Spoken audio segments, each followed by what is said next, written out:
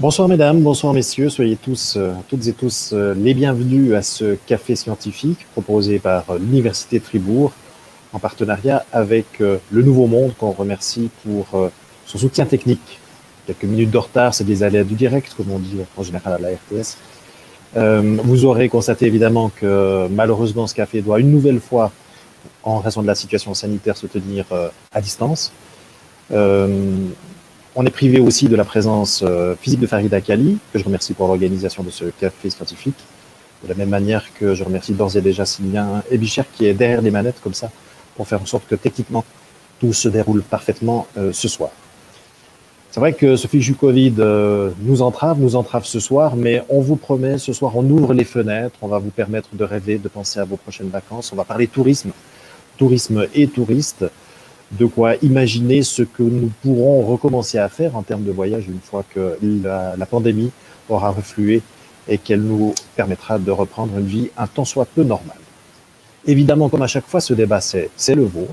Vous avez donc tout loisir d'intervenir en tout temps et de poser vos questions, de faire vos remarques. Pour ce faire, SMS, message WhatsApp au numéro suivant 079 796 22 15. Je répète, 079 796 22 15. En tout temps, je consulte mon téléphone portable. Non pas que je m'ennuie avec vous, mais c'est justement pour pêcher vos questions par SMS ou WhatsApp et les injecter ensuite dans notre discussion. Nos quatre intervenants ce soir. Tout d'abord, Sophie Dubuis, bonsoir. Bonsoir. Ancienne de l'Université de Fribourg, aujourd'hui présidente de Genève Tourisme, tourisme de ville, mais également de Thion Région Tourisme, tourisme de la montagne. Donc vous êtes bien placé pour, d'une part, nous parler de la situation du tourisme actuellement, et puis également tenter de dessiner les évolutions et comment ces deux destinations tentent de s'adapter aux évolutions profondes du monde du tourisme. Francesco Scretti, bonsoir. Bonsoir et merci. Il me semble vous avoir vu quelque part aujourd'hui, non? C'était pas dans la Liberté par hasard? C'est possible. Voilà, vous nous avez servi l'apéro de ce café scientifique. Soyez-en remerciés. Vous êtes chercheur et enseignant à l'Université de Fribourg ainsi qu'à l'école hôtelière de Glion. Un de vos sujets de prédilection, ce sont notamment les questions liées aux langues. Liana Ville, bonsoir à vous. Bonsoir à vous. Vous êtes co-directeur du musée d'ethnographie de Neuchâtel et le tourisme, je devrais plutôt dire les tourismes, bien vous leur avez consacré une exposition au Maine. Cette exposition, je crois, qui était vernie l'an dernier. Et vous aurez l'occasion de nous dire en quoi vous faites le distinguo justement entre tourisme au singulier et au pluriel. On se réjouit de vous entendre. Et puis enfin, un spécialiste du marketing, parce que oui, évidemment, il faut les attirer, ces tourismes.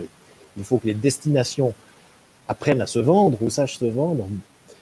C'est vous, Olivier Fourère. Bonsoir à vous. Bonsoir. Et donc, vous êtes, vous, professeur à la chaire de marketing de l'Université de Fribourg. Alors, mesdames, messieurs, on a beaucoup dit depuis une année. On a beaucoup dit depuis une année que nos vies ne seraient plus pareilles au sortir de cette pandémie. Rien ne serait jamais plus comme avant. Alors, on va faire un petit peu de futurologie, mais ou plutôt essayer de capter les tendances lourdes qui sont en train de dessiner. Sophie Dubuis, est-ce qu'on peut dire qu'on voyagera différemment au sortir de cette pandémie en termes de destination, en termes de budget, en termes de moyens de transport, ou est-ce qu'au contraire, une fois qu'on sera enfin libéré, on va reprendre toutes et tous nos bonnes vieilles habitudes, fussent-elles inavouables? Eh bien, si j'avais la boule de cristal, je pense que je dormirais mieux.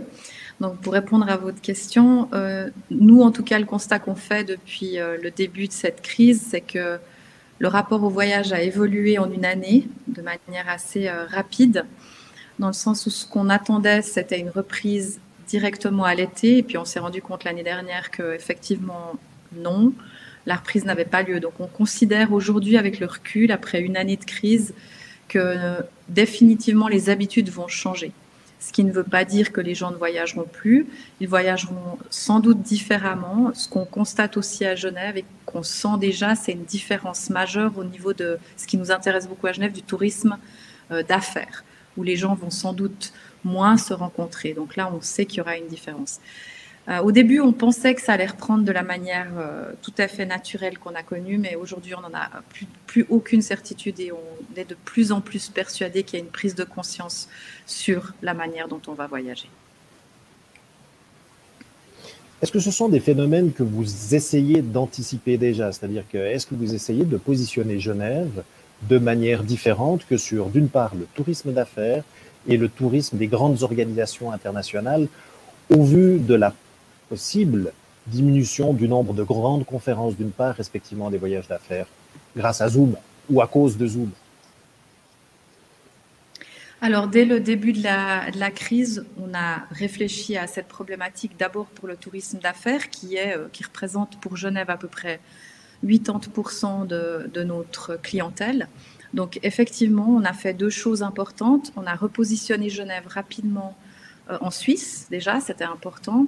Et on a écrit, si jamais, aussi un livre blanc fort intéressant qui met en exergue toutes les modifications. Et on a, pour le tourisme de loisirs, depuis la fin de l'année dernière, une réflexion sur une sorte de destination qui serait un resort, c'est-à-dire de proposer aux touristes à l'avenir Genève comme un grand lieu de villégiature. Alors, pas un club med, parce qu'il ne faut pas non plus aller dans les fausses directions, mais vraiment de manière différente, un lieu de villégiature. Et pour les conférences, on travaille énormément, évidemment, avec les centres de conférences et avec les organisations internationales depuis certains mois pour comprendre comment on va pouvoir communiquer. Donc, il y a beaucoup de commissions et de groupes de travail qui réfléchissent avec les outils digitaux à ce qu'on peut proposer. On se rend compte que les gens auront besoin de rencontres. On s'est rendu compte avec la Genève internationale de l'importance du contact. Il y a des conflits ou des problématiques délicates au niveau humain qu'on ne peut pas, absolument pas régler par visioconférence. Mais on travaille depuis quelques mois sur cette question. Donc, pour répondre à la question, oui, il y a un repositionnement, clairement. Olivier Fourer, on décrit souvent le tourisme comme une des branches qui souffre le plus lourdement de cette pandémie et de ses conséquences économiques. Vous, qu'est-ce que vous subodorez comme évolution majeure au sortir de cette pandémie? Est-ce qu'on reprend business as usual au sortir de la crise ou est-ce qu'il va, selon vous, y avoir des inversions de tendance, des changements de tendance lourdes? Je pense que ça va dépendre, bien entendu, du type de tourisme. Il y a certains tourismes où l'objectif, c'est d'aller voir un lieu. Si vous allez en Égypte pour voir les pyramides, il faudra y aller, elles ne vont pas se déplacer. Et puis, il y a d'autres types de tourisme où l'objectif, c'est de se rencontrer d'autres touristes. Par exemple, aller faire la fête à Ibiza, c'est pour rencontrer d'autres touristes. Et donc, lorsque c'est un lieu qu'on va voir, ça ne va pas changer beaucoup. On va peut-être éviter les périodes de pointe pour être moins gêné par d'autres touristes. Et puis, il y a les destinations où on va pour se rencontrer. Et là, il peut aussi y avoir quelques changements, peut-être dus à l'anxiété liée à ce virus, qu'on retrouve aussi dans d'autres industries. Francesco Scretti, votre analyse de la situation actuelle et de l'état dans lequel le tourisme va se retrouver, va sortir de cette crise liée au Covid-19? Alors, moi je pense que l'analyse qui a été faite par Madame Dubuis et aussi les observations du professeur Furet sont correctes, c'est-à-dire que ça dépend de quel type de tourisme nous parlons. Et donc c'est certes que le tourisme d'affaires, c'est-à-dire les déplacements que les gens font pour des raisons d'affaires, vont subir un arrêt parce que probablement on s'est aussi rendu compte qu'il n'y avait pas besoin de se déplacer tant que ça. Probablement on s'est rendu compte que Zoom, c'est non seulement moins polluant, mais aussi ça permet aux entreprises d'épargner une énorme quantité d'argent. Donc d'un côté. D'un autre côté, par contre, si on veut aller voir les pyramides, comme disait le professeur Furet, il faudra y aller, il faudra prendre l'avion et y aller. Donc, ça, c'est le premier constat. Le deuxième, c'est que je pense qu'il y aura en fait deux tendances différentes. C'est-à-dire, la première, ce sera probablement la tendance des gens qui se sont sentis oppressés, qui vont aller vouloir changer d'air, se dépayser, prendre l'avion, voyager de nouveau, business as usual, comme vous disiez avant, ou probablement des gens qui auront appris que finalement, c'était pas la peine de prendre l'avion et aller à l'autre bout du monde pour manger le même McDo qu'on peut manger ici à Fribourg. Yann Naville, Francesco Scretti, vous a un peu tendu la perche. Hein, il a dit ça dépend de quel type de tourisme. Et vous, justement, vous dites il ne faut pas parler du tourisme, mais des tourismes. Expliquez-nous. Très juste. Ben, effectivement, donc c'est une réalité qui est souvent abordée sous l'angle du singulier, le tourisme et ses conséquences, avec effectivement une confusion parfois. En tout cas, c'est l'analyse qu'on proposait dans notre exposition entre les opérateurs du tourisme et ses consommateurs. Donc, en fait, on reproche aux touristes tous les travers d'une industrie qui les dépasse largement. Donc, le bétonnage des côtes, la pollution. Donc, finalement, on peut aussi imaginer que les promoteurs et certaines populations locales sont responsables, en fait, d'une partie de ces calculs par rapport à des attentes qui ne sont pas forcément celles des gens qui voyagent. Et effectivement, le débat est assez intéressant parce que Madame Dubuis a abordé en fait en prélude la notion de tourisme d'affaires. Et typiquement, donc dans la réflexion que nous avons menée au musée, c'est une définition du tourisme que nous avons choisi de ne pas aborder, en partant de l'idée que effectivement les gens se sont déplacés depuis la nuit des temps pour diverses raisons, mais qu'effectivement la particularité du tourisme, c'était précisément des voyages, une mobilité qui n'avaient pas de raison précise. C'était effectivement des gens qui n'allaient pas gagner de l'argent, signer des contrats, rétablir la paix ou essayer de rétablir la paix dans le monde, mais que c'était vraiment en fait la particularité de ce concept qui apparaît avec le grand tour et qui est en fait associé à des classes dites oisives, en fait les enfants de l'aristocratie anglaise qui vont découvrir la vieille Europe, ses monuments et ses plaisirs festifs, qui faisait en fait la caractéristique fondamentale de ce phénomène. Donc déjà au niveau des définitions, effectivement, donc est-ce que les affaires sont vraiment une forme de tourisme ou une forme de tourisme comme les autres? Et effectivement, donc en partant de cette définition plutôt axée sur une activité de divertissement, eh bien effectivement on se rend compte tout simplement en explorant les pratiques et les imaginaires, mais ça a été dit par certains des invités, hein, que finalement les déplacements ont des motivations et des effets extrêmement différents selon qu'on se positionne dans une logique de consommation culturelle, de monuments, dans une logique de rencontre interculturelle, dans une logique de cure, dans une logique de spiritualité, ou en fait dans une logique d'aventure, parce que aussi en fait un tourisme de l'extrême ou de la colonisation des confins. Donc voilà, on est dans une réalité complexe. Et nous, en fait, simplement, on avait envie de réhabiliter le pluriel et la complexité et les différences au sein de ces différentes pratiques, plutôt que de tout emballer dans le même paquet. Voilà, le tourisme, en fait, est un faux ami. Ça peut paraître un peu banal, mais en même temps, je pense que le début de ce débat montre que l'idée, en fait, d'établir des distinctions, de rétablir des concepts, de repenser, en fait, le sens des mots était quand même un exercice important.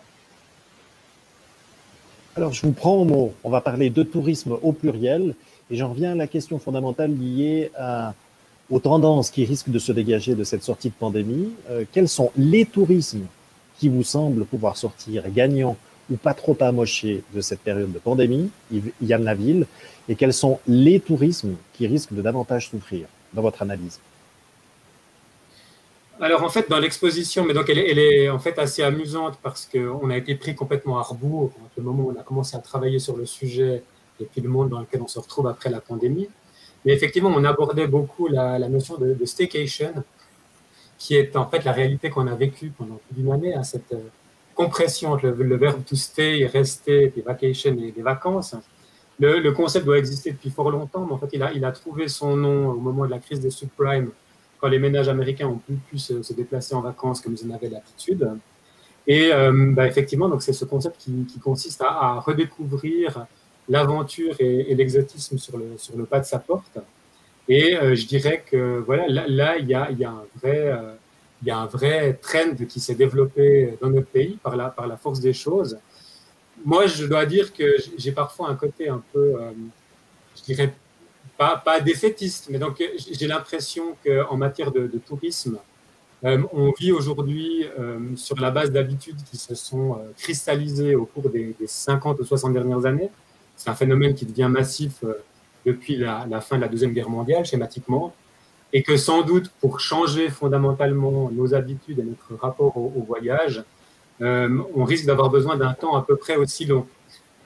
Donc, moi j'ai l'impression qu'effectivement, à l'heure actuelle, beaucoup de gens trépignent, ils prennent sur eux, ils se matisent, ils attendent, mais quelque part, on espère quand même toujours, un peu honteusement, qu'on va pouvoir quand même revenir à ce qu'on a connu et ce qui nous manque. Parce qu'effectivement, malgré tous les travers qu'on peut postuler à cette pratique, l'invasion de certaines villes, l'augmentation des loyers au centre, il y a aussi à la base une utopie, une envie de rencontre, de découverte qui n'est vraiment pas méprisable.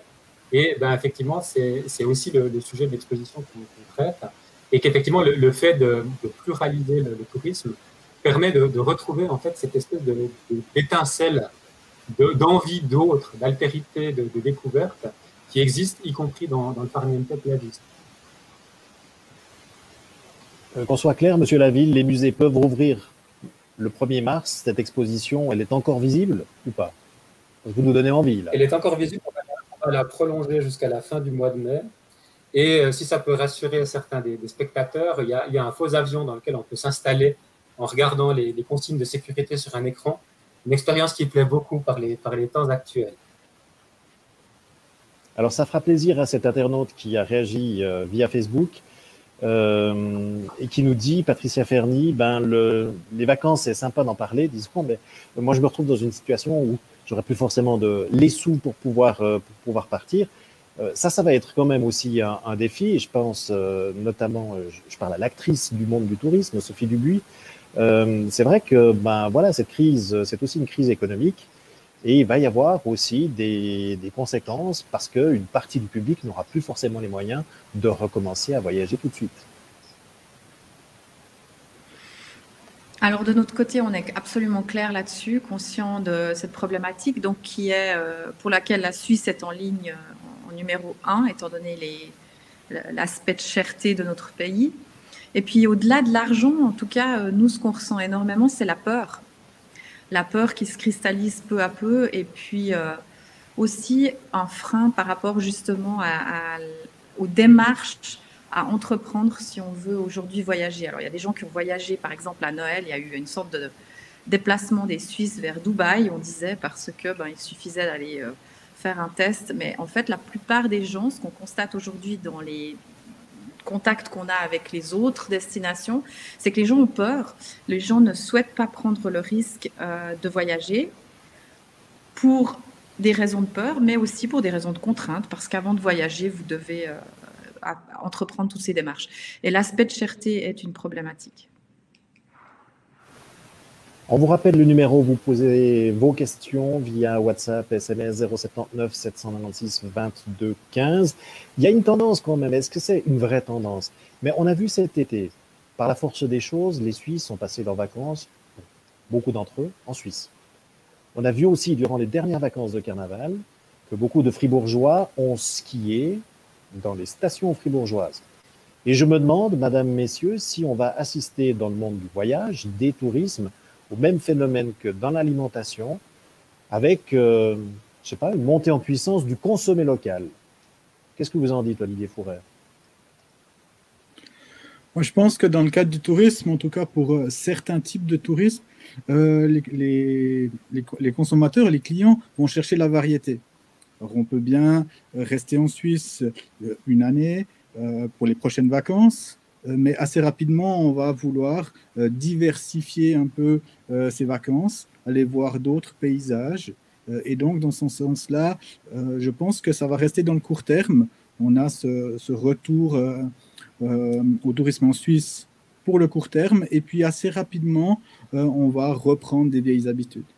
Pour reprendre l'idée de cristallisation, je pense que même si cette crise dure déjà depuis trop longtemps, c'est pas assez longtemps pour changer complètement les habitudes et que de nouvelles habitudes se recristallisent.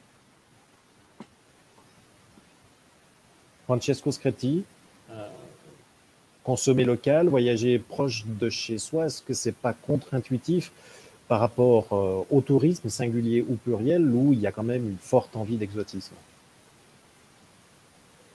Il y a une forte envie d'exotisme, mais il y a aussi parfois une forte envie de mobilité, parce que le tourisme, c'est basé sur la mobilité. Le tourisme, c'est finalement des gens qui se déplacent d'un point A à un point B pour des raisons qui ne sont pas forcément instrumentales. Alors moi, je vais dire une banalité, permettez-moi de dire une banalité, une chose absolument banale. Moi, cet été, j'ai fait du tourisme en Suisse, moi j'ai adoré. J'ai visité le prix ne vous a pas rebuté. Pardon? Le prix ne vous a pas rebuté. Question qui nous parvient par SMS. Dans le fond, est-ce que le coût important du voyage en Suisse n'est pas un obstacle à son développement, que ce soit à l'attention, on a beaucoup parlé pour la clientèle étrangère, mais maintenant pour les Suisses? Parce que la Suisse n'est pas trop chère. Francesco Scretti. Alors, ok, c'est possible que. Alors finalement, déjà, il faut dire que faire du tourisme, ça constitue une dépense. Donc, c'est toujours comme ça. Après, c'est clair qu'on a toujours tendance à se déplacer dans des lieux, et c'est pour ça la question de l'exotisme cache aussi la question du pouvoir d'achat. Donc, on aime bien les lieux exotiques aussi parce qu'avec le pouvoir d'achat de nos salaires d'ici, et ici, ça peut être le monde occidental, enfin, peu importe. Je veux dire, avec le salaire d'ici, on va dans un ailleurs où on peut se permettre de faire plus de choses avec le même argent ou avec plus d'argent. Mais parce qu'on concentre une partie de notre disposable income sur ces 15 jours où on dépense plus que d'habitude. Voilà. Après, il faut se poser aussi la question de ce qu'on achète avec notre argent. Donc, alors, par exemple, là, vous avez la Suisse, qui est un pays où c'est un peu sous les yeux de tout le monde. C'est un pays sûr, c'est un pays tranquille, c'est un pays où les hôtels, c'est assez connu, la Suisse, c'est le berceau des écoles hôtelières, donc en général, on peut dire que les hôtels sont gérés par des personnes qui ont un savoir-faire particulier, etc. Donc, vous achetez aussi quelque chose de particulier quand vous venez en Suisse que vous n'achetez pas forcément si vous allez dans un autre pays. Il faut aussi penser à ça. Et après, on peut faire aussi du tourisme un petit peu plus court. Je veux dire, il y a des coins très jolis qu'on peut visiter avec la carte de mi-tarif en rentrant dormir chez nous. Vous voyez ce que je veux dire? Enfin,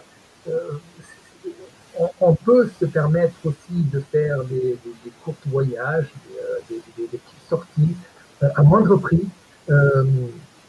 S'amuser et découvrir quand même. Enfin, si on a l'esprit, l'envie de découvrir, on peut quand même découvrir sans aller très très loin, je pense. Mais je dis peut-être une banalité, là, je sais pas. C'est juste basé sur une anecdote personnelle. Moi, j'ai voyagé en Suisse cet été, j'ai adoré. Après, Alors, j'ai une remarque de Sophie Schneider, transmise par WhatsApp, qui nous dit consommer local. Oui, d'accord, mais enfin, c'est quand même trop cher. Et puis une autre remarque qui nous parvient là par SMS en nous disant, mais ben voilà, quand on mesure le prix du train à Genève-Lausanne à 40 francs, par exemple, quand on mesure le prix des chambres d'hôtel à Genève, Sophie Duguy, on pourrait l'ajouter, la Suisse n'est pas accessible à tout le monde ou pas à tous les Suisses. D'ailleurs, vous, cet été, vous avez essayé quand même à Genève d'attirer cette clientèle suisse. Est-ce que c'est une perspective d'avenir ou c'était un pis-aller pour tenter de compenser momentanément la diminution de la clientèle étrangère? Alors jusque-là, Genève n'avait pas, on nous reproche toujours de ne pas avoir assez travaillé sur la clientèle suisse. On sait que Genève, on pense qu'on n'a pas travaillé sur la clientèle suisse parce qu'en fait, la clientèle suisse romande n'est pas très intéressée à venir à Genève. En même temps, je dis toujours que le Neuchâtelois ne va pas forcément passer un week-end à Lausanne. Mais toujours est-il que nous, on a travaillé là-dessus, bien par la force des choses, effectivement. On a fait des arrangements, par exemple, avec le Tessin, où on offrait le trajet, parce que comme le mentionnent vos internautes, et enfin vos correspondants, les personnes qui nous regardent, c'est vrai que c'est cher et que c'est un véritable frein. Donc ça, c'est une chose qu'on a beaucoup travaillé, comment on peut aider sur les projets avec les CFF, comment on peut encourager les prix dégriffés, à demander aux CFF qu'il y ait plus de prix dégriffés. Nous, on est conscients à Genève de cette problématique de prix des hôtels dont on parle depuis très très longtemps. On a constaté durant cette crise effectivement que les prix chutent, mais quand vous avez 10% de taux d'occupation, certains hôtels aujourd'hui à Genève, j'y étais ce matin, ont 10% de taux d'occupation, donc ils sont dans une crise profonde, mais ils baissent les prix, effectivement. Alors ça ne fait pas avancer beaucoup la question parce qu'encore une fois, les Suisses ne viennent pas à Genève. Donc on a travaillé là-dessus et on s'est rendu compte que petit à petit, la problématique était plus la ville, parce que les gens ne vont pas à Zurich non plus. On a beaucoup d'échanges avec nos collègues zurichois et pendant cette crise, on a constaté que les gens fuyaient tout simplement les villes.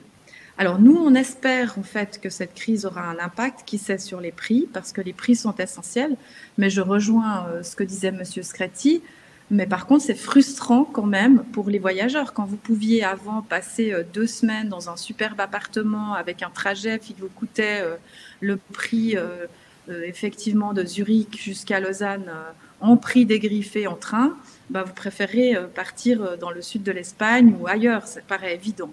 Donc la frustration, elle s'est ressentie parce qu'effectivement, il faut faire des séjours plus courts. Et ça, c'est une frustration pour les personnes qui ont envie de changer d'air quand on a 4 semaines ou 5 semaines de vacances par année. Donc cette problématique, on va la retrouver.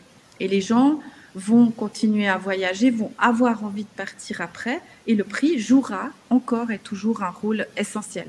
Donc on n'a pas de baguette magique aujourd'hui, si ce n'est accepter qu'en Suisse, les gens font des séjours plus courts. Ça, c'est évident. Une remarque qui nous vient par WhatsApp de Valérie Lecher-Klaus, qui nous dit que, comme M. Scretti, elle a adoré ses dernières vacances en Suisse, mais émet quand même un souci, elle voyage en caravane, et nous écrit-elle, c'était assez compliqué de trouver un emplacement. Et puis, au vu des prix, ça rejoint ce que vous disiez, Sophie Dubuis, elle a dû partir moins longtemps. Il y a une autre remarque qui me parvient par WhatsApp, et une question qui pourrait se poser. On parle beaucoup maintenant du passeport vaccinal. Alors, autrefois, un des critères pour voyager, c'était d'en avoir les moyens. Est-ce qu'on va assister, Yvan Laville, à l'émergence d'une nouvelle aristocratie, celle qui sera en mesure de voyager parce qu'elle aura été vaccinée et qu'elle pourra aller partout, alors que ceux qui ne le seront pas encore devront rester à l'intérieur de leurs propres frontières? Écoutez, en fait, c'est une très très bonne question, mais effectivement qui nous amène à devoir un peu prendre du recul par rapport à nos avantages d'occidentaux, dans le sens où effectivement ces restrictions, elles existent déjà d'une manière ou d'une autre pour une partie importante de la population. Donc en fait, il y a beaucoup de gens qui en fait doivent non seulement prouver qu'ils sont en bonne santé, mais qu'ils viennent pas chercher du travail, qu'ils ont la nationalité pour pouvoir en fait franchir des frontières. Et dans de nombreux cas, c'est dramatiquement plus difficile de venir dans nos pays que pour nous d'aller dans certaines régions du monde. Donc effectivement, on va peut-être redécouvrir en fait ce luxe. Je me permets quand même de croire qu'on vit dans une société démocratique qui va quand même chercher à offrir le vaccin à la plus grande partie de la population. Et donc finalement que l'alternative sera entre ceux qui choisiront de se faire vacciner et les autres, et que ce sera finalement une question de positionnement individuel par rapport à ce vaccin plutôt qu'une question de prix ou de moyens. La question du moyen va se poser en fait pour des gens qui vivent en dehors de la Suisse et qui, eux, n'auront peut-être pas accès à ces moyens de santé publique. Cela dit, déjà aujourd'hui, nous, Suisses, si nous voulons aller dans certaines régions du monde, il nous est déjà fortement recommandé de faire un certain nombre de vaccins, hépatite B, fièvre jaune, etc., etc. Monsieur Laville. C'est des cas qui ont beaucoup changé ces dernières années. Donc, je ne sais pas si vous avez fait des voyages en Asie du Sud-Est ou en Inde il y a encore 20 ans, il y avait toute une batterie de vaccins qui tout d'un coup n'étaient plus nécessaires. Et effectivement, les maladies sont remplacées par d'autres qui posent de nouveaux problèmes. Mais disons que la question sanitaire est un enjeu important dans la notion même voyage et en fait des règlements qui sont mis en place, puisqu'en fait l'acte de voyager est quand même très cadré par les autorités, avec des papiers, avec des frontières à franchir, avec certaines garanties liées au statut économique qui ne sont pas les mêmes pour les uns que pour les autres. La question que je vous posais va dans le sens de celle posée par Christophe Bézard. Je prends à la volée celle d'Amélie Colère sur Facebook, qui dit un des grands problèmes qu'on a aujourd'hui en fait avec cette pandémie, c'est le caractère éminemment imprévisible, avec des fermetures de frontières qui peuvent être décrétées à très court terme. Est-ce que ça plaide pas en fait pour la multiplication façon de parler, mais enfin pour faire plusieurs voyages mais plus courts, histoire de ne pas être entravé, disons, par ce qui peut évoluer dans cette pandémie. Olivier Fourrère. Alors là, le problème du voyage plus court, c'est si on a une quarantaine au départ, à l'arrivée à destination, puis une quarantaine au retour, on n'a plus de vacances du tout. Donc là, il y a aussi ce problème-là qui pourrait être résolu justement par cette vaccination. Comme vous le mentionnez, avec la vaccination, avant, c'était le touriste qui se protégeait pour ne pas attraper une maladie. Maintenant, c'est le touriste qui doit se faire vacciner pour ne pas propager cette maladie. C'est une inversion de perspective. Et je pense qu'aussi, dans tous les lieux où il va y avoir beaucoup de touristes réunis, ça sera des moyens de protection importants. L'anxiété qui était mentionnée tout à l'heure va perdurer longtemps. Est-ce que je vais me rendre dans un lieu où je pourrais attraper ce virus? Donc là, je pense que cette vaccination va être un moyen important pour refaire partir le tourisme. Alors, repartira-t-il exactement comme avant? C'est un peu ce que se demande Océane Stiasny sur la question du prix des voyages en avion. Elle reste totalement étonnée du fait que l'on puisse ne payer que 18 francs pour faire un Genève-Majorque. Dans des considérations pas tant liées à la pandémie, mais plutôt à la prise de conscience environnementale, est-ce qu'il faut tabler dans les prochaines années sur une augmentation du prix des avions et donc une diminution des voyages par rapport aux pratiques qui ont été développées depuis l'émergence des compagnies low cost? Je ne sais pas qui c'est qui veut répondre. Peut-être Monsieur Scretti. Franchement, je me vois mal répondre à cette question, dans le sens que les prix, de ce que moi j'ai appris à l'école, les prix répondent quand même à la loi de la demande et de l'offre. Donc, c'est un peu... donc aussi les prix des voyages en avion. Est-ce que les choses vont changer? Je ne sais pas. C'est-à-dire que, je suis convaincu que l'avion reste encore, malgré le développement, par exemple, dans ces dernières années aussi du train. Le train revient. Hein, il y a les trains de nuit. On peut faire aussi l'Orient Express de nouveau. Vous voyez, ça revient le train, mais l'avion, ça reste le symbole du tourisme contemporain. Et c'est pas par hasard, en fait, que l'exposition du musée ethnologique de Neuchâtel a justement mis une reconstruction de l'intérieur d'un avion. L'avion reste profondément lié au tourisme comme on le conçoit aujourd'hui, au tourisme de masse, au tourisme rapide, au tourisme qui ne coûte pas très cher, parce que après l'argent il va sortir de endroits.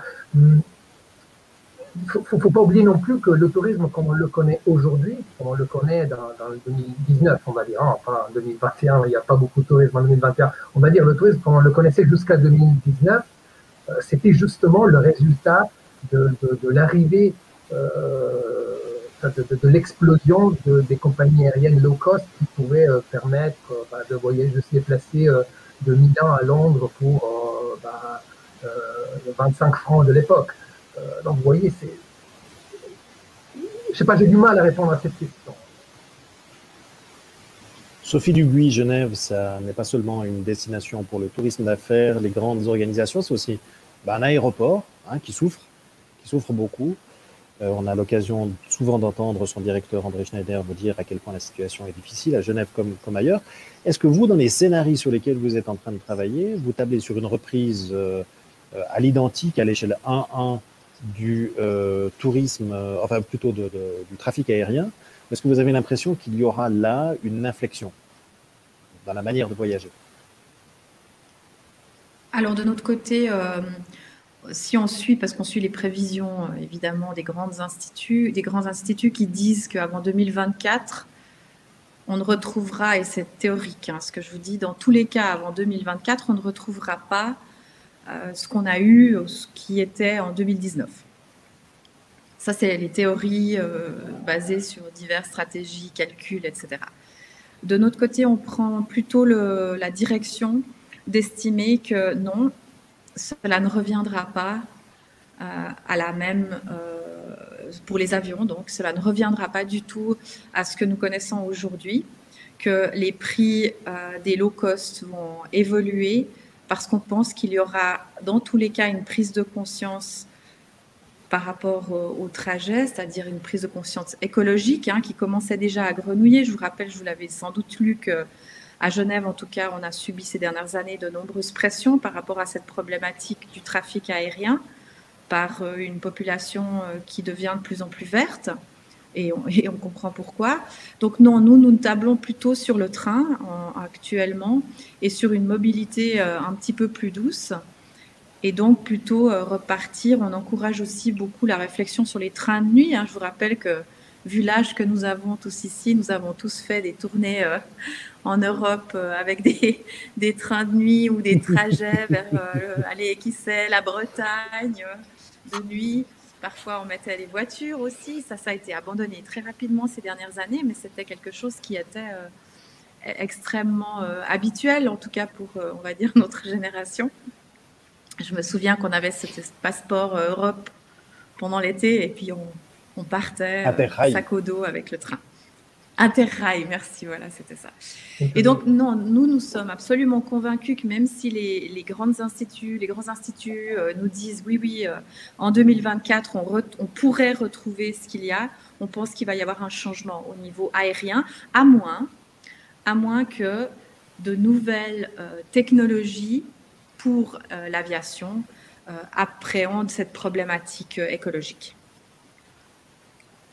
Mais à vous entendre, j'ai l'impression que vous vous préparez à draguer plutôt désormais une clientèle européenne qui peut rallier Genève en train, plutôt que la clientèle moyen-orientale qui a fait les beaux jours des fêtes de Genève, c'est ça? Alors, c'est une question qu'on avait déjà vécue depuis 5-6 ans. On pense que les familles du Moyen-Orient venaient encore ces dernières années, mais ce n'était pas le cas. On s'est retrouvé ces dernières années avec un vrai grand changement depuis 5 ans environ, où les grandes familles ne venaient plus aussi nombreuses ni aussi longtemps, et que c'était plutôt des familles de la classe moyenne, comme on l'appelle, qui avaient la curiosité de venir quelques jours à Genève en passant en Europe. Donc c'était déjà extrêmement différent. Donc, pour répondre à votre question, effectivement, on table sur quelque chose de différent, mais tout simplement parce qu'on a essayé d'être logique dans notre réflexion. Genève, c'est énorme, c'est 3 200 000 dans une année 2019 nuitées. Et sur ces 3 200 000 nuitées, on a de toute façon 80% qui explosent parce que c'est 80% de nuitées de tourisme d'affaires, comme je le disais. Et pour répondre à la question sur le tourisme tout à l'heure, aujourd'hui, la traduction de ce qu'est un touriste est une personne qui passe normalement 24 heures dans une destination. Ça, je vous parle des grandes théories de l'Organisation internationale du tourisme, et c'est comme ça qu'on définit en fait le terme touriste. Mais je rejoins tout à fait ce qui a été dit tout à l'heure par Yann, c'est qu'en fait, effectivement, le tourisme, c'est faux, c'est vraiment les tourismes, et je pense que ça va être encore plus marqué à l'avenir. Mais nous tablons plutôt sur la partie pragmatique. Donc aujourd'hui, on peut draguer, pardonnez-moi l'expression, la Suisse et un périmètre assez proche, alors la France voisine, les Européens qui ont quand même continué à voyager. On va se concentrer sur l'Europe pendant les 2-3 prochaines années parce qu'on ne sait pas ce qui va se passer. Et en fait, on va être complètement dépendant dans la stratégie future de ce virus, de plus que le virus, mais en fait, c'est de la réaction des autorités des pays par rapport à ce virus et ce qui va nous être imposé ou non. Aujourd'hui, on parlait de voyager. Si vous voulez partir à l'étranger, vous devez déjà payer pour vous faire un test. Et dans certains cantons, ce test coûte 200-250 francs. plus que ce que vous auriez comme billet d'avion. C'est déjà aussi une problématique majeure de réaliser que si vous voulez partir de Suisse, on impose un prix. Et si vous êtes une famille de 4, ben voilà, hein, vous avez vite fait le calcul de ce que ça vous coûte. Donc c'est extrêmement compliqué, sachant que dans l'autre sens, certains pays vous permettent d'avoir des tests gratuits. Alors ça, ce serait un avantage pour la Suisse en tant que pays hôte. Par contre, nous, en tant que touristes, mais on est désavantagés. Donc, ça va extrêmement se compliquer à notre sens de manière globale et on va devoir être de plus en plus... alors, c'est une expression qui est à la mode, mais nous, on l'utilise beaucoup en ce moment. On va devoir être tellement résilient que répondre à la question de ce qui va se passer dans 6 mois est aujourd'hui impossible. Donc, on apprend à réagir vraiment de manière très, très agile. Et à expliquer. Et pour répondre à la question sur les Arabes, vraiment, c'était déjà une question qui était très, très centrale à Genève. Depuis 5 ans, on sait qu'il y a une différence. On sait par exemple qu'il y a des Chinois qui viennent, qui ne venaient jamais, et ils passent une nuit et ils cherchent les hôtels les moins chers possibles. C'est on va dire une situation que Genève ne connaissait absolument pas avant. Donc, on ne se rendait pas compte qu'il y avait déjà beaucoup de situations comme ça quand même. Alors aujourd'hui, ça n'a rien à voir. On est dans quelque chose de complètement différent. Messieurs, vous m'excuserez, mais il y a une question qui s'adresse, enfin 2 questions qui s'adressent en fait directement à Madame Dubuis, mais je reviens à vous très vite. Il y a Damien Mérisville, Sophie Dubuis, qui vous pose la question suivante. Comment Genève va pouvoir se réinventer alors que la tendance est au tourisme plutôt orienté vers la nature? Et puis, tout à l'heure également, il y a, que je retrouve cette question d'Angélique Bise qui nous disait via Facebook, dans le fond, pour le tourisme suisse, est-ce que l'intérêt ne serait pas, pour Genève, mais pour d'autres destinations, de se promouvoir auprès des habitants du pays? Et puis, comme on sait que le prix du tourisme est somme toute élevé, est-ce que c'est pas la qualité et l'expérience qui devraient être mises en avant plutôt que le prix? Alors, je vais essayer de répondre dans l'ordre. D'abord, à Monsieur Bérisville, je l'invite à venir à Genève. J'ai grandi à Fribourg, donc je suis très à l'aise pour dire ça.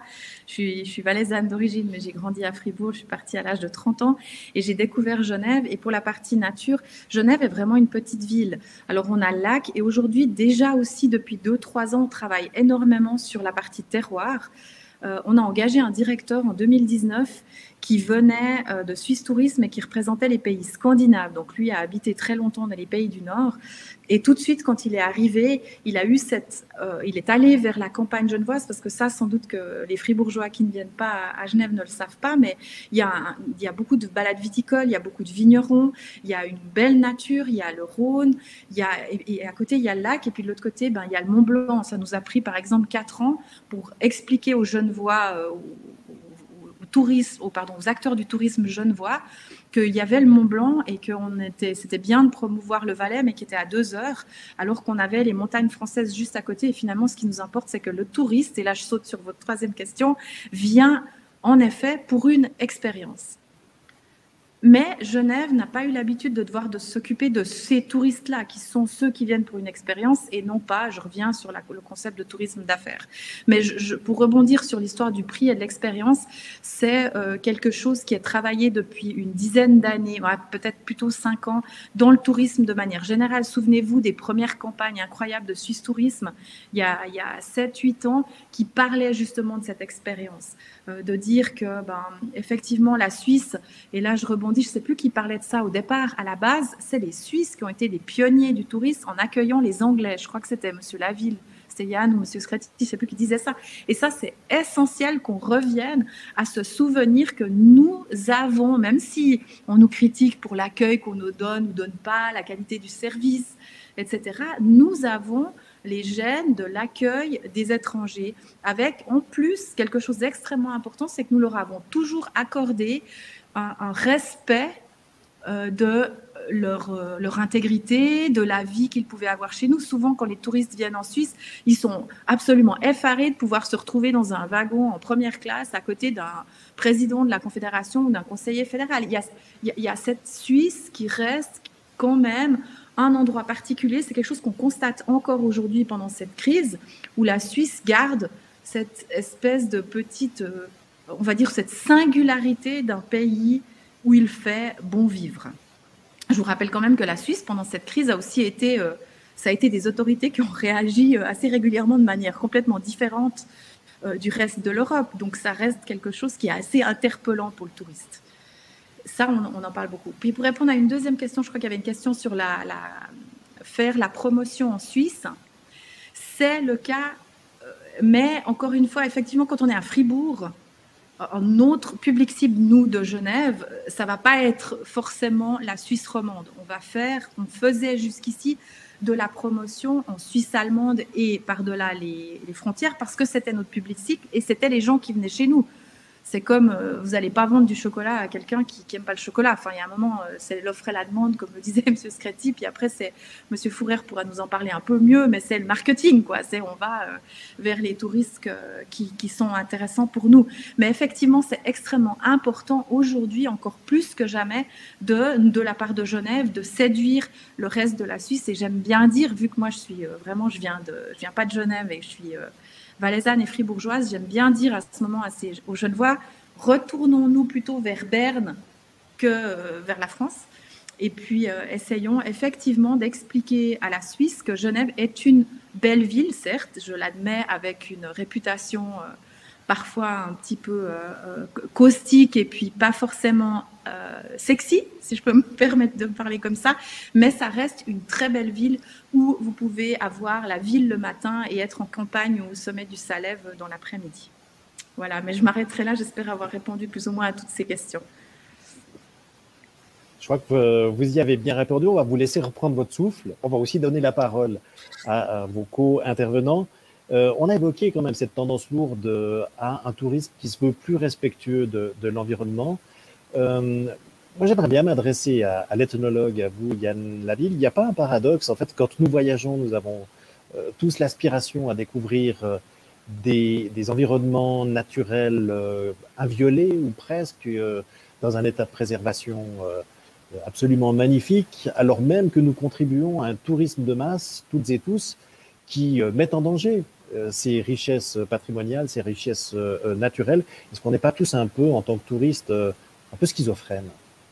Bon, je sais, vous êtes ethnologue, pas psychiatre, mais enfin. Mais vous avez raison de souligner, peut-être pas de la schizophrénie, c'est peut-être de la stratégie ou du romantisme. Mais effectivement, donc en fait, cette tendance à détruire ce qu'on souhaite le plus ardemment toucher et expérimenter est avérée à travers toute l'histoire du tourisme. Et effectivement, donc ça peut aussi nous amener à se poser des questions par rapport à ce futur du tourisme que nous sommes en train d'essayer d'esquisser ce soir, notamment cette idée, je dirais cette aspiration à un tourisme plus vert, plus local, et de se demander, quitte à jeter peut-être un peu un pavé dans la mare, ou en tout cas à nourrir le débat avec les autres invités, mais est-ce que ce tourisme local vert n'est pas finalement la pire nouvelle qu'on puisse imaginer pour la nature helvétique? Donc on sait que les Suisses étaient les champions du voyage de week-end EasyJet. Donc si tous ces gens se mettent à faire des week-ends à Genève, où on les retrouve tous en haut du Salève le samedi après-midi, est-ce que la montagne ne va pas s'effondrer sous leur poids? Est-ce que finalement on est vraiment capable d'accueillir tous ces gens? Et puis effectivement, donc parmi, je dirais, un discours qui est dans l'air du temps, indéniablement, d'une transition vers l'écologie, on observe en fait dans la réalité quand même un certain nombre de paradoxes, notamment que les gens ont déserté les transports publics, les gens se sont remis à la voiture massivement pour travailler, mais aussi dans leurs activités de mobilité, de loisirs. On accueille des touristes tant bien que mal dans les stations de ski. On leur sert à manger dans de la vaisselle en plastique. Et en fait, en parlant de local, en fait, on leur sert surtout des hamburgers, des frites et des pizzas. Donc, effectivement, ça commence à devenir difficile de trouver une planche valaisanne en Valais. Donc, est-ce que finalement, on n'est pas, alors pour le coup, franchement schizophrénique, et que effectivement, ce désir de transition écologique cache en fait, je dirais en fait un danger de destruction massive pour notre environnement, qui a eu la chance d'être préservé par le fait justement que les gens sont partis détruire ailleurs pendant les 30 ou 40 dernières années. Mais donc, je répète, de cristal. Je devrais vous laisser la place d'animateur, Monsieur Laville, parce que...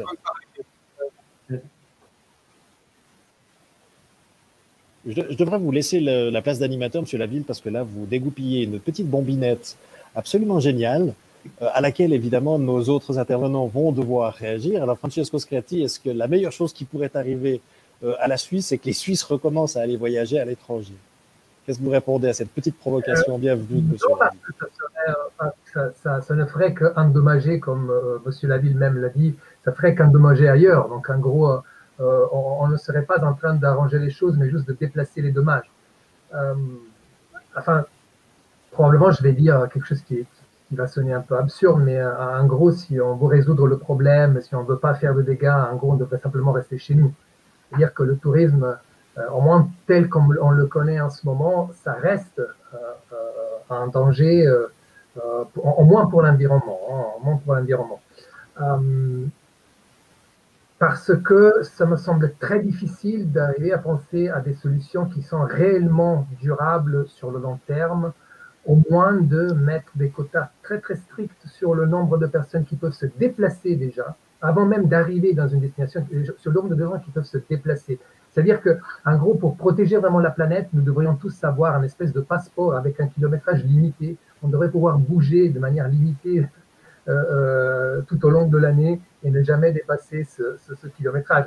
Si ce que nous voulions, c'est vraiment protéger la planète, parce que nous savons que l'hypermobilité qui caractérise notre société, et non seulement la société occidentale, hein, bien qu'il y a après des cas de immobilité dans d'autres parties du globe, mais c'est vrai que la société contemporaine, occidentale en particulier, mais non seulement, mais pas que, est une société hypermobile. Donc on sait que c'est cette mobilité, la mobilité des personnes, mais aussi des marchandises qui viennent et sont vendues en Suisse, mais qui ont été produits à des dizaines de milliers de kilomètres de distance. Donc tout ça, ça pollue, ça détruit les océans, ça détruit la couche d'ozone, ça détruit les animaux, enfin nous, on le sait pertinemment. Donc peut-être faudrait se poser des questions d'ordre un petit peu plus général.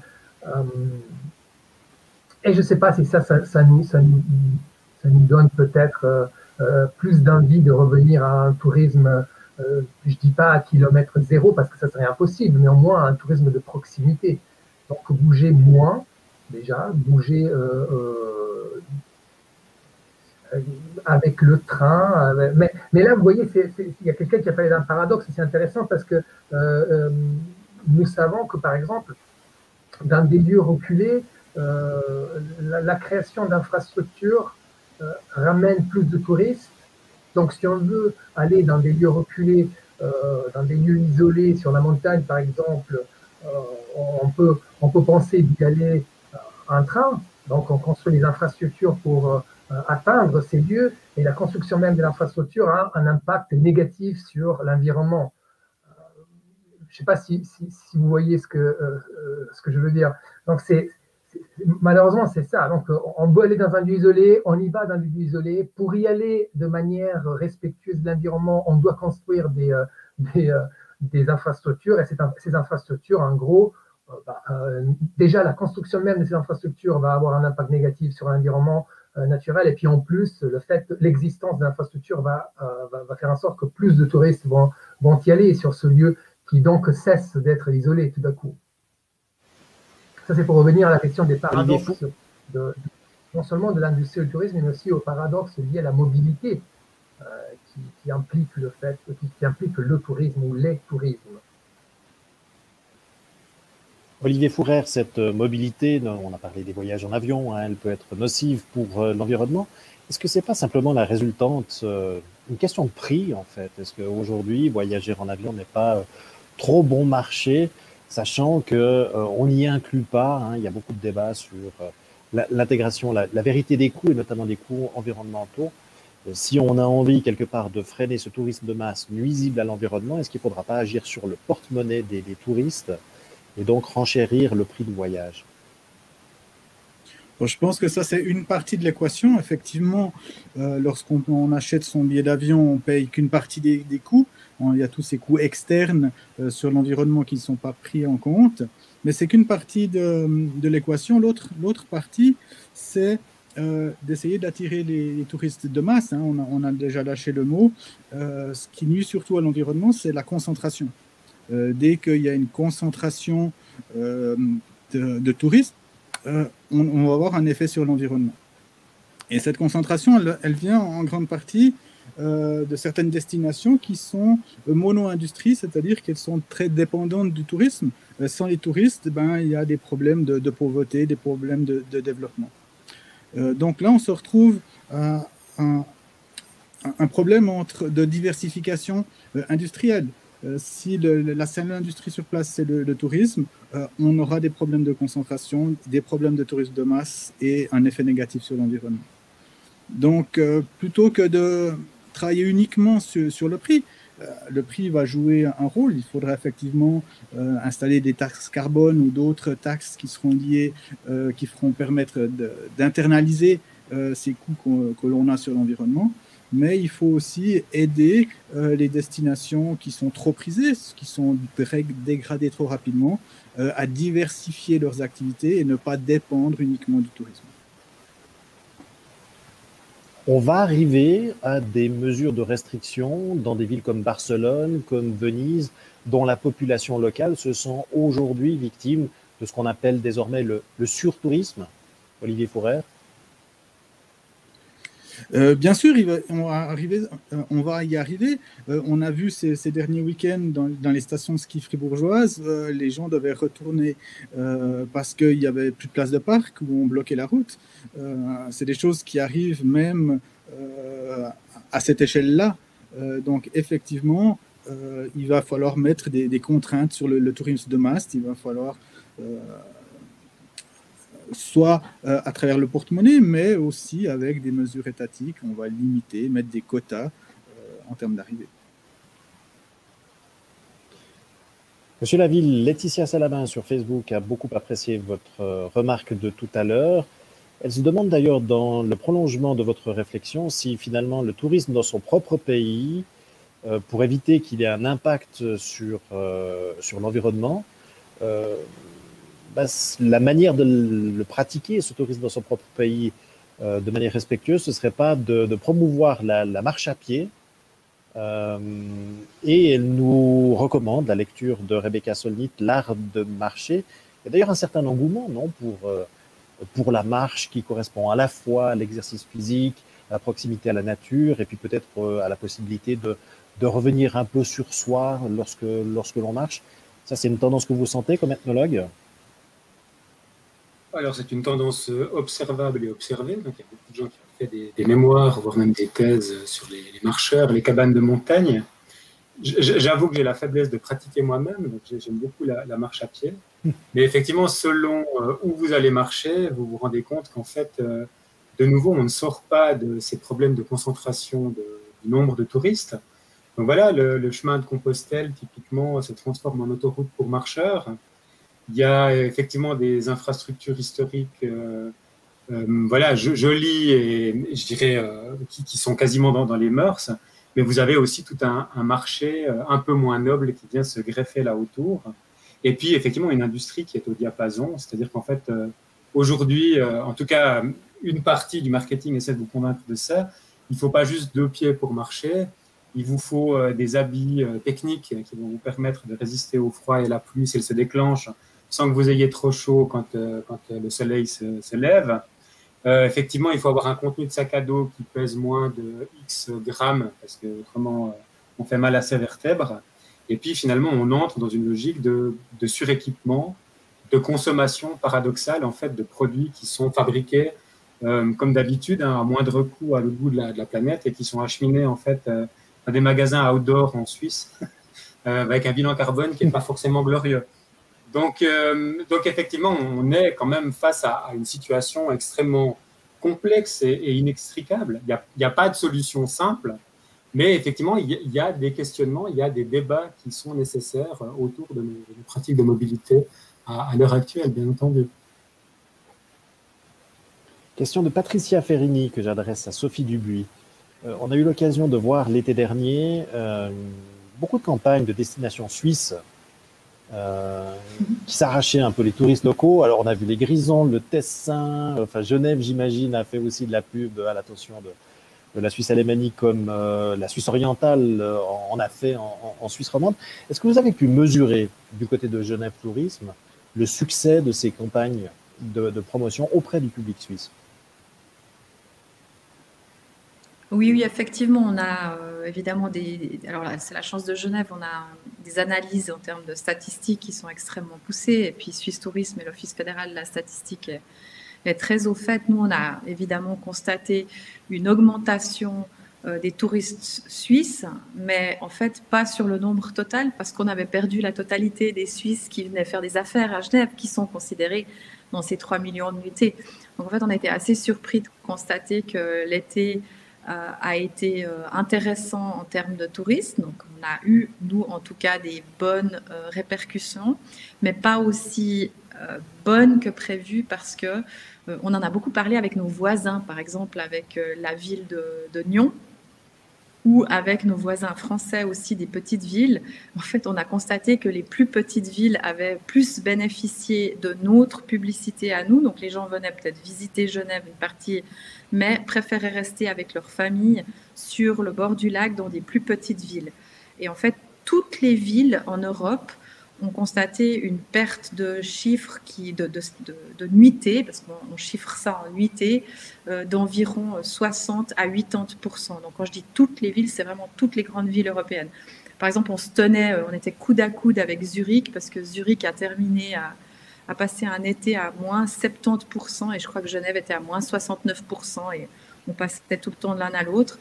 Et puis on a des villes comme Paris qui ont encore plus été touchées, ils étaient à moins 75%, voire plus.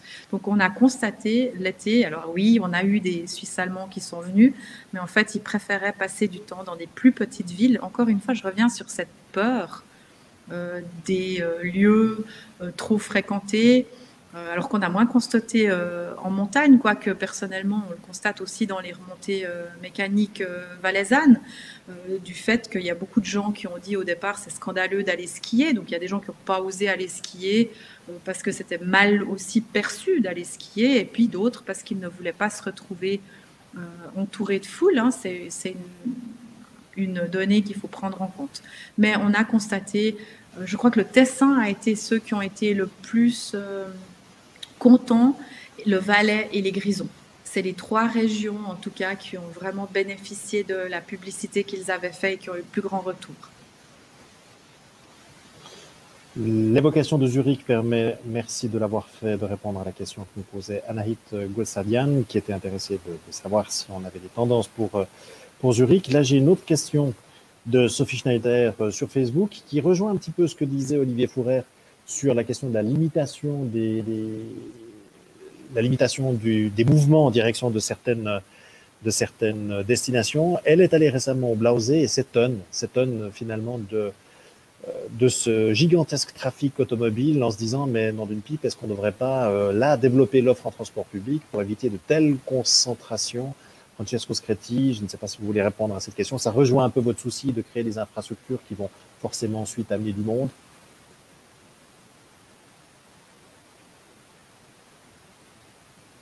Je laisse professeur Furet.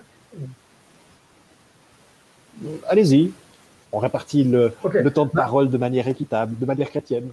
Oui, non, c'est-à-dire que c'est ce qu'on disait avant, c'est-à-dire que les gens commencent à se rendre dans un lieu, on commence à penser que probablement pour protéger l'environnement, la meilleure solution, c'est de créer des infrastructures pour que les gens s'y rendent en polluant moins, et puis en tout cas on finit par polluer tout de même. Donc c'est un peu un cercle vicieux duquel moi personnellement je n'arrive pas à trouver trop la solution pour s'en sortir. Donc je lance la balle de mon incapacité, je lance la balle à professeur Furet pour savoir qu'est-ce qu'il en pense. Le professeur Fourer nous fait une reprise de volée à la Erling Haaland. Qu'en pensez-vous? Je pense que pour reprendre aussi l'idée de l'anxiété ou de la peur des touristes, je pense que ça va avoir un effet assez important pour limiter le nombre de touristes sur certaines destinations.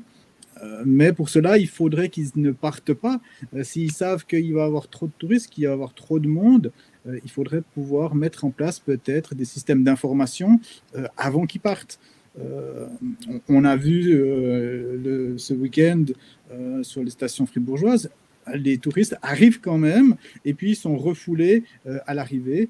Il aurait mieux fallu qu'ils ne partent pas ou qu'ils soient informés suffisamment tôt pour aller ailleurs où il y a moins de monde.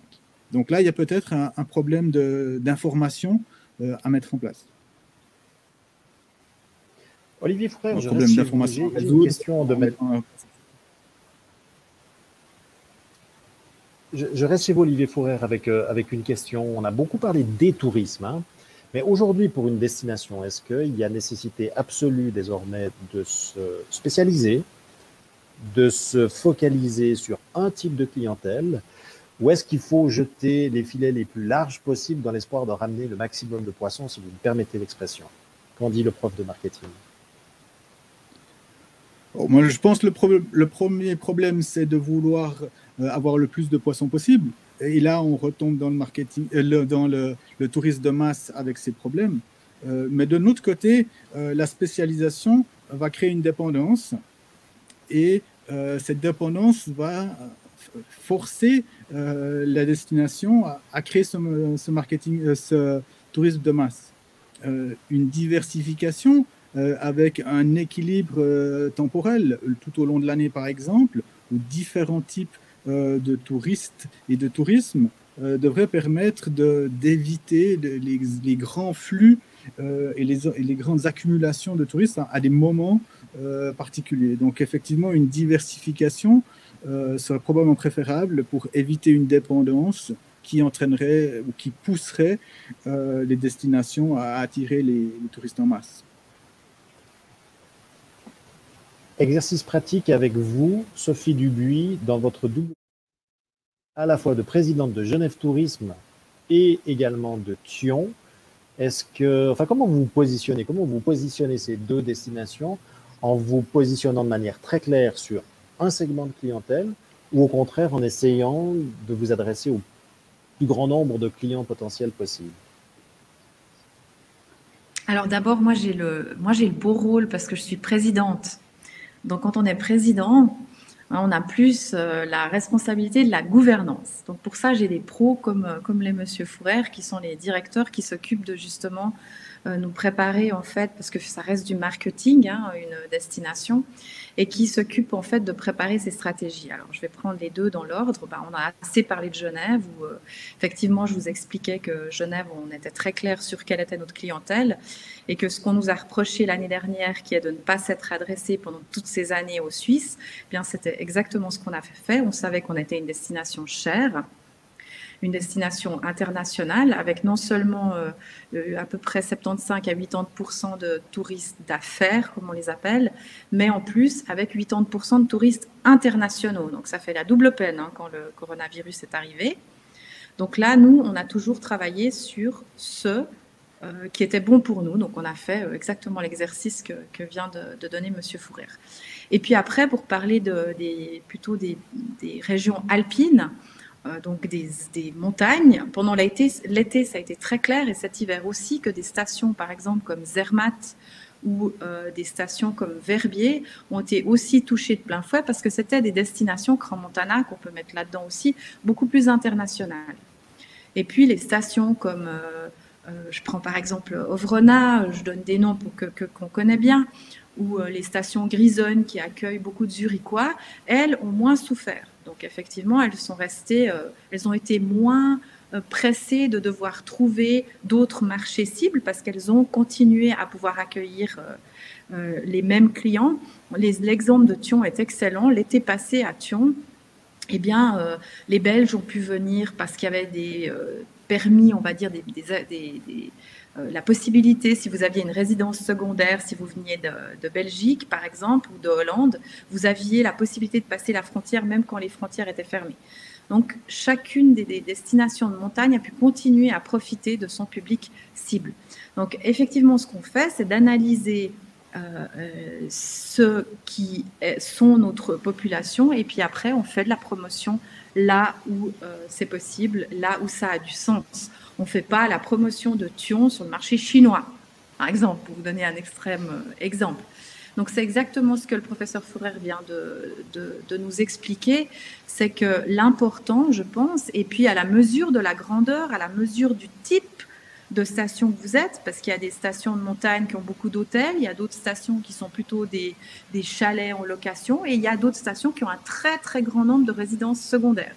Donc là, effectivement, c'est des populations qui sont, on appelle ça captifs, parce que quand vous avez une population importante de résidences secondaires, ben, ils reviennent chez vous régulièrement. Donc tout est dans cet équilibre. Et puis je rebondis sur ce que disait tout à l'heure notre ethnologue. J'ai beaucoup aimé ce que vous avez dit sur la problématique tout à l'heure qui a soulevé cette petite bombe. C'est extrêmement, extrêmement important aussi de déterminer et de savoir que, eh bien, je pense que quand on a une typologie de lieux, on n'a pas toujours intérêt d'avoir du tourisme de masse, et ça c'est vraiment vrai, mais que dans ce qu'on a constaté pendant cette crise, maintenant ça fait une année qu'on est là, c'est que, et on n'en a pas encore parlé jusque-là, c'est l'importance des autorités politiques. J'aime beaucoup, Monsieur Laville, votre exemple du plastique et des hamburgers dans les montagnes. On est face à des gens qui n'ont quasiment pas touché d'aide parce qu'on sait que selon les cantons, il y a des différences majeures dans les aides qui peuvent ouvrir. Alors, je prends l'exemple des restaurants sur les pistes qui doivent faire à l'emporter, mais comme ils peuvent ouvrir, on ne leur donne pas d'aide. Donc, ils sont à la recherche de toutes les économies possibles et de là où ils peuvent faire le plus de marge et de servir les clients. Donc, quelle est la responsabilité aujourd'hui de nos autorités quand elles mettent des gens comme vous et moi, des entrepreneurs qui dépendent de ça et qui n'ont aucune réserve dans des situations pareilles et qui essayent de trouver qu'est-ce que c'est le plus simple, c'est de faire des pizzas parce qu'on peut, les gens viennent les chercher, ça va plus vite, etc. On est aujourd'hui le tourisme, parce que je vous rappelle quand même que le tourisme vit en Suisse des taxes touristiques, donc toute l'industrie du tourisme est liée étroitement aux politiques. Alors ça fera un débat de plus, hein. Je pense que là, Serge, Monsieur Lumi, on peut partir encore, on peut en refaire un la semaine prochaine, mais effectivement, on a d'un côté les politiques, parce que les manières dont on peut faire la promotion, moi je ne cesse de répéter que c'est le client qui paye la taxe de séjour, mais alors les autorités ne sont pas du tout d'accord avec moi et les politiques me disent pas du tout, c'est un impôt, c'est grâce à nous, etc. Donc dépensez bien notre argent, alors que moi je dis que c'est l'argent du touriste qui vient. Et puis de l'autre côté, on a tout un pan de l'économie qui est en train de souffrir de manière absolument extrême. Alors je ne sais pas si vous êtes retrouvés dans cette situation, mais moi j'étais en vacances à Thion avec mon fils et nous avons perdu son tour de cou. Hein, au début de semaine, il faisait extrêmement froid le premier week-end. Ben, vous faites comment ? Si vous appelez, comment vous faites ? Les magasins étaient fermés, donc vous essayez de trouver un truc, puis on vous le vend entre deux portes, parce que dans tous les cas, c'est un problème aussi économique majeur. Donc en fait, on est cerné de problèmes. On peut tous faire des magnifiques théories sur qui est juste écologiquement, éthiquement, socialement, durable, sur la durabilité. On peut tous faire ça. Mais derrière, ce que moi, je constate en tout cas depuis une année, parce que je préside aussi les commerçants genevois, c'est qu'on est face à des drames depuis une année, des drames de personnes qui ne peuvent pas survivre et qui essaient de trouver des solutions. Donc voilà, tout ça, c'est encore un autre débat, mais je pense que tout est extrêmement interconnecté et qu'on a tous, absolument tous, perdu le contrôle sur cette situation qu'on n'avait sans doute jamais, mais qu'on pensait avoir. Et je pense que c'est quelque chose d'extrême qui est en train de nous arriver entre nous, en tant que personnes qui voyageons. Qu'est-ce que c'est pour nous de voyager de manière responsable ? Je préfère le mot responsable. Quand on aime marcher ou quand on aime à la montagne ou quand on aime la ville, quand on aime le shopping, etc.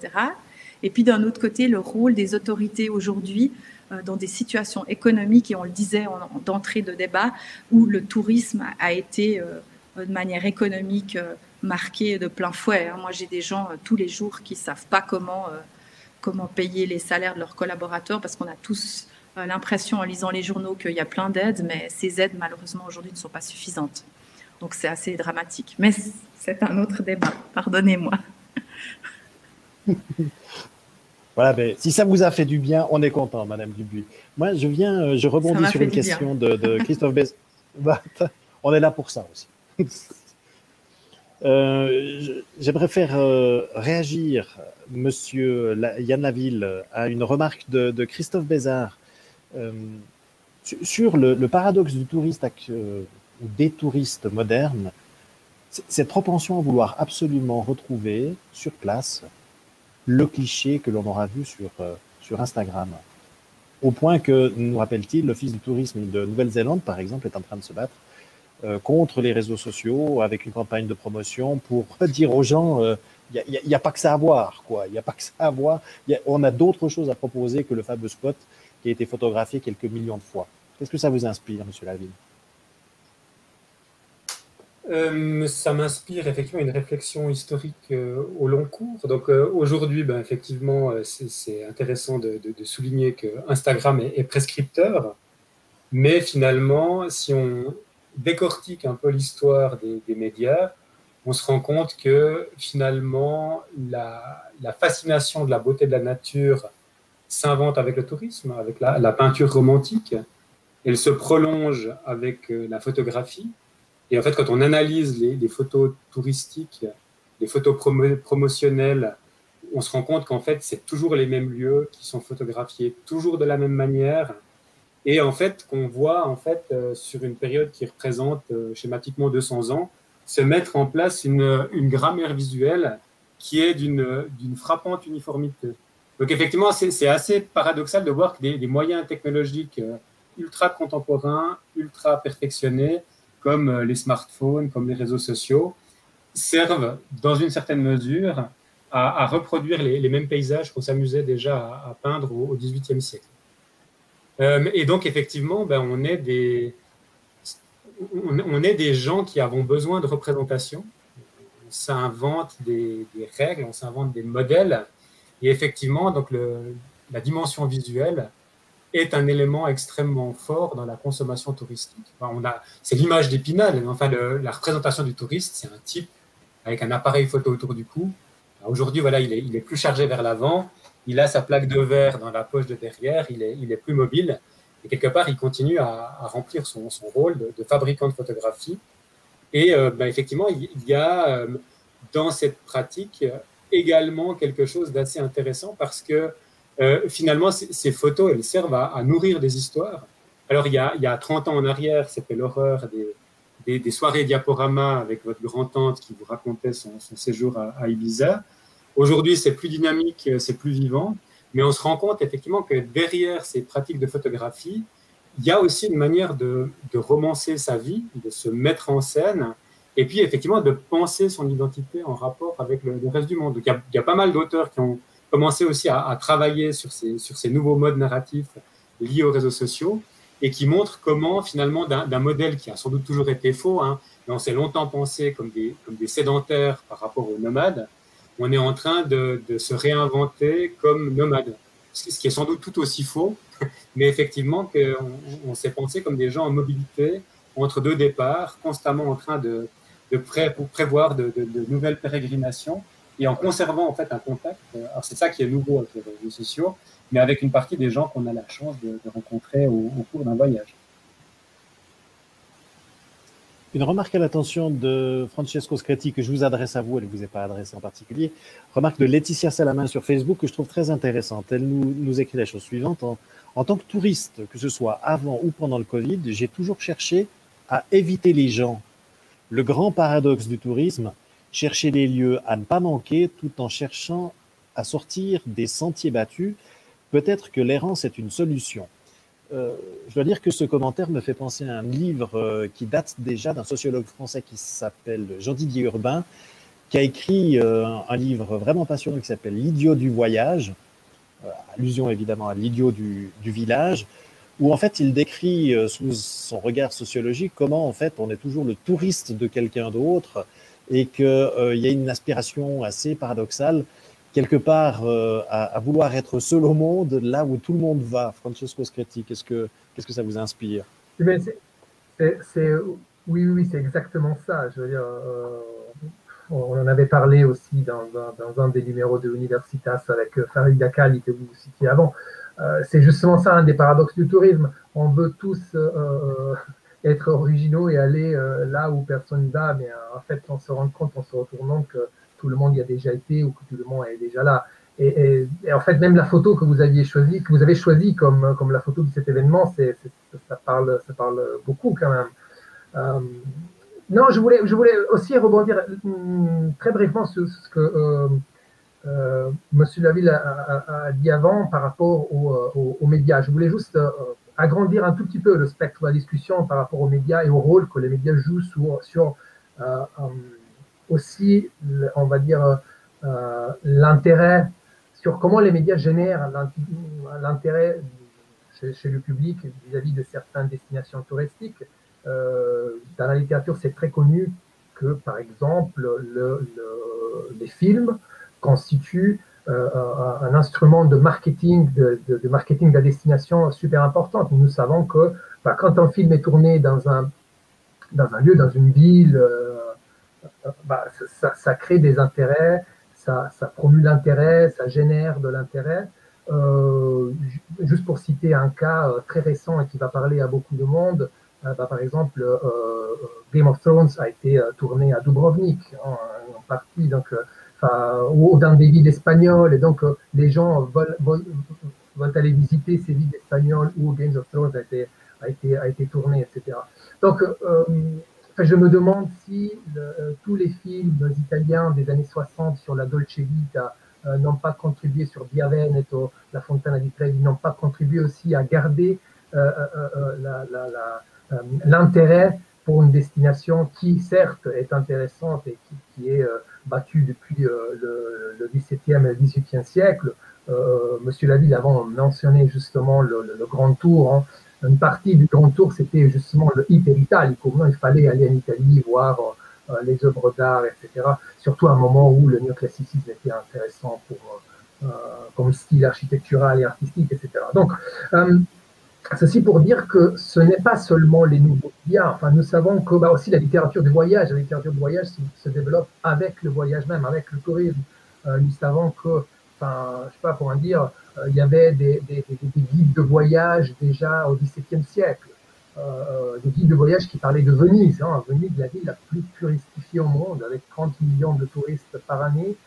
Il existait déjà des guides de voyage qui parlaient de Venise. Il y a un livre excellent de Davis and Marvin qui s'appelle The Tourist Maze, hein, sur Venise justement, et sur comment Venise a été considérée déjà un danger il y a 3 siècles, etc. Donc en gros, ça c'est pour dire que finalement les médias ont toujours multiplié l'intérêt, généré et multiplié l'intérêt d'une destination et la pile, non,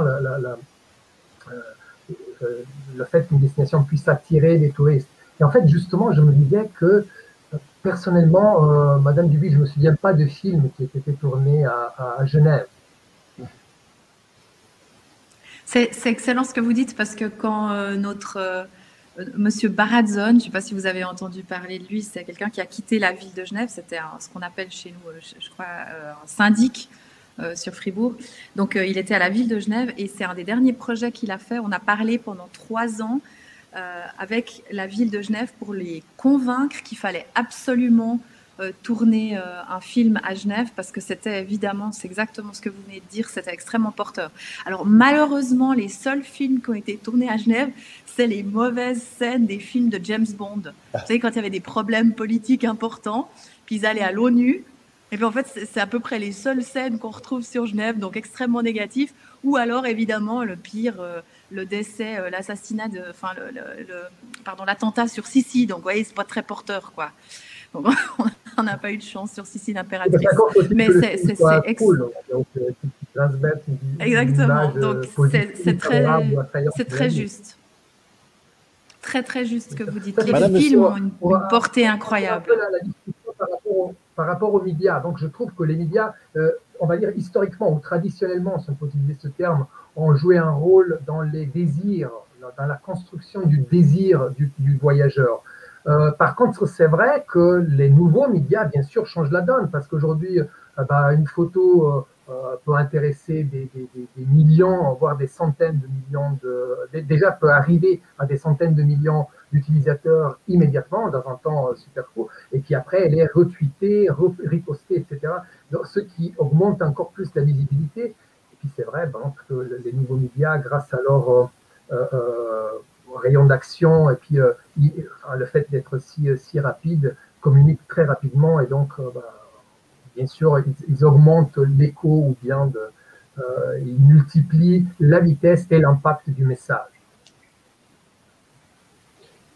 Monsieur Scretti, je vais brièvement retourner chez Madame Dubuis qui doit nous quitter, puisque vous avez, je crois, une vie très bien remplie et puis de multiples casquettes, on a eu l'occasion de s'en rendre compte. Avant que vous nous quittiez, on va prolonger légèrement. Il y a encore une question que j'aimerais poser à nos intervenants. Mais juste là, on est tous à aspirer à notre prochaine destination. Vous partez où en vacances la prochaine fois? C'est exactement la question que je me posais. J'ai un fils en garde alternée et je me disais, mais qu'est-ce qu'on va faire cet été? Et moi, j'ai un énorme frein avec l'idée d'aller faire un test avant de partir.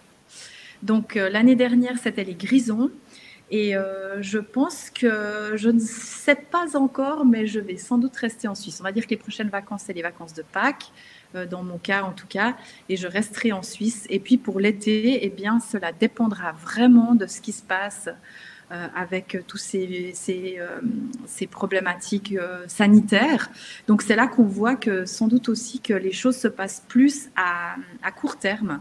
Je demandais à mon collègue des agences de voyage, parce qu'il y en a encore qui fonctionnent, et on dit qu'en ligne, les réservations sur les compagnies aériennes aujourd'hui sont à extrêmement court terme. Donc on se rend compte qu'il y a une vraie modification. Si vous vous souvenez de ce que vous faisiez il y a 2 ans, généralement on dit qu'on réserve les vacances d'été avant ou quand on rentre des vacances de février. Et aujourd'hui, si vous demandez autour de vous, eh bien, les gens n'ont pas encore décidé de où ils allaient partir cet été. Donc, je ne sais pas. Mais personnellement, je trouve ça assez plaisant de se dire que les choses se passent de plus en plus à court terme. Ça nous met dans une sorte de lâcher prise et de se laisser peut-être un peu plus porter, même si les conditions restent quand même tout à fait désagréables.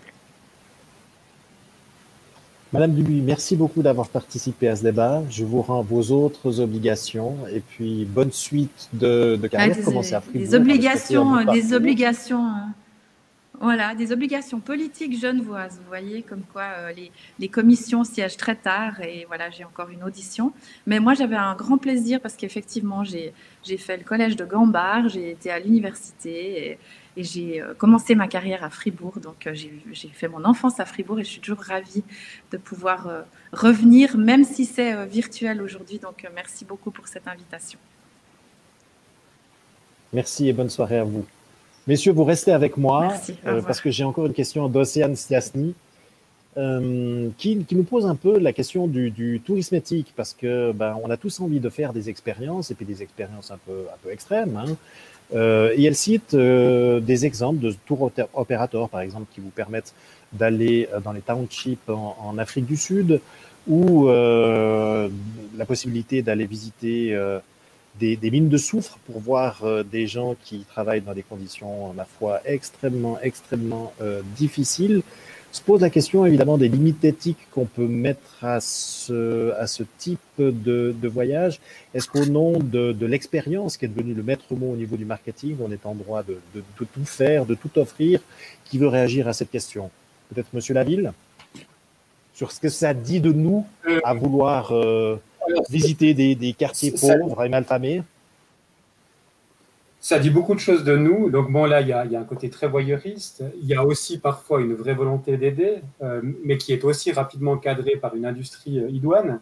Il y a des compagnies qui vous invitent à passer vos vacances, à planter des arbres dans telle forêt qui a été rasée, ou d'essayer finalement d'aider dans des orphelinats en apprenant une langue étrangère. Et en fait, qui donne lieu souvent à des exemples un peu dramatiques. Je ne sais pas si vous avez vu cette campagne, ça devait être Terre des Hommes ou l'UNICEF, il y a 1 an ou 2, qui disait Children are no tourist attraction. Les enfants ne sont pas des attractions touristiques par rapport à des cas où finalement des parents louaient leurs enfants comme de faux orphelins pour que des touristes étrangers, croyant bien faire, puissent s'en occuper dans de faux orphelinats. Mais je dirais que, voilà, moi j'ai toujours un peu de scrupule à blâmer les bonnes intentions. Donc en fait, la question, c'est de savoir comment les faire éclore d'une manière qui soit plus efficace, peut-être plus éthique. Et effectivement, que cette dimension un peu sombre et quand même aussi de manière plus transversale un élément important dans le tourisme. Certains auteurs ont dit qu'effectivement, dans la fascination des ruines antiques qui a nourri le Grand Tour, et puis en fait le tourisme culturel qu'on connaît encore à l'heure actuelle, il y a surtout la fascination de la destruction. Il fait voir ces mondes qui se sont effondrés sur eux-mêmes et de constater qu'en fait, il y a un tourisme qu'on qualifie de dark tourism, où finalement les gens se pressent pour visiter des lieux de mémoire traumatique.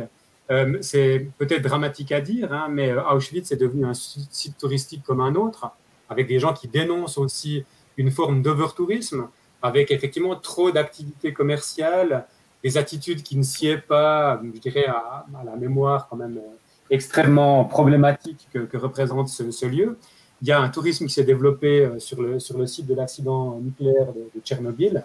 Donc vous avez effectivement des gens qui consomment un passé dramatique. Et peut-être qu'effectivement, la consommation du passé dramatique est aussi une des motivations principales du tourisme. Messieurs, nous allons mettre un terme à cette discussion. Je vais vous poser, comme à Sophie Dubuis, une double question. Olivier Fourère, vos prochaines vacances, c'est où? Et puis vous allez y ajouter la réponse suivante. Le voyage dont vous rêvez, pas celui qui sera possible cet été, mais une fois que tout ça sera derrière, le voyage dont vous rêvez, c'est lequel? Alors, pour répondre à la première question, c'est un grand débat conflictuel au sein de ma famille. Moi, je serais plutôt pour partir relativement proche. Pas besoin d'un grand voyage, alors que ma femme aimerait partir de l'autre côté de la planète. Donc, on n'a pas encore résolu ce débat pour les prochaines vacances. Le voyage de mes rêves, c'est le voyage sans destination, c'est-à-dire de partir sans savoir où aller. Prendre la voiture ou aller marcher sans but précis et puis s'arrêter où on a envie de s'arrêter puis repartir le lendemain. Francesco Scretti, même double question pour vous. Alors, prochaines vacances, je vois dans mon futur la piscine de la Motta de Fribourg pour l'été. Et puis, peut-être le voyage de mes rêves, les fjords. Yann Laville? Moi, je crois que j'ai intégré l'enseignement de Madame Dubuis, c'est qu'en fait, je ne fais pas beaucoup de plans. Donc, en fait, je verrai où me portera l'inspiration et la situation sanitaire au moment de partir à la pause d'été. Et puis, effectivement, le voyage de mes rêves, j'ai envie de dire que c'est aussi ce fantasme d'un voyage où, en fait, on entre dans une logique où, effectivement, on compte pas les jours. On n'est pas en train de se dire qu'on a fait la première semaine, qu'on est à la moitié du séjour, mais qu'effectivement, on oublie ses habitudes. Et je dirais que dans ce cas de figure-là, c'est plutôt un mode de voyage et que la destination m'est plutôt égale. Eh bien, je conclurai en disant que le voyage de mes rêves, c'est de visiter très prochainement l'exposition du musée d'ethnographie de Neuchâtel. Pour prolonger cette discussion, je vous remercie, messieurs, de cette discussion très nourrie. Merci également à nos internautes d'avoir nourri la discussion à travers de leurs remarques et de leurs questions. Mes remerciements vont également à Farida Kali qui a organisé ce café scientifique au nom de l'Université de Fribourg. Et puis, merci également au Nouveau Monde qui organise ces cafés en partenariat avec l'UNI et à son technicien Sylvain Ebichère qui a fait en sorte que cette discussion, même à distance, se passe bien avec le petit écart que nous avons dû apprivoiser. J'espère que ça s'est bien passé de votre côté. Prochain café scientifique, ce sera le 31 mars. Ce sera encore malheureusement à distance au travers de votre écran, avec pour sujet des fourmis, des bonobos et nous. Est-ce que l'homme est un animal comme un autre? Et parmi les intervenants, vous aurez droit à un auteur très connu, rendu célèbre pour son roman Les fourmis, Bernard Werber. Il sera accompagné d'Adria Leboeuf, chercheuse au département de biologie de l'Université de Fribourg, qui est elle-même spécialiste des fourmis, de Pascal Wagner-Egger, lecteur en psychologie sociale appliquée. Ça le changera un petit peu des théories complotistes. Et puis Émilie Gentil, post-doctorante du département de cognition comparée de l'Université de Neuchâtel. Et la modération sera assurée par Samuel Jordan, ancien journaliste qui a été formé à Bonne École, puisqu'il a fait sa carrière de journaliste à la Liberté avant d'aller voir sous d'autres cieux. Et puis, si vous avez besoin de voyager, dans l'attente de la levée de toutes les restrictions, la Liberté vous en offre la possibilité tous les mercredis avec sa page Évasion. Ça a été pour moi un plaisir de passer cette début de soirée en votre compagnie. Et je vous souhaite évidemment à toutes et à tous que la suite de cette soirée soit excellente. Rendez-vous donc 31 mars pour le prochain café scientifique. Merci à tous. Bonne soirée, au revoir. Merci et bonne soirée. Bonne soirée.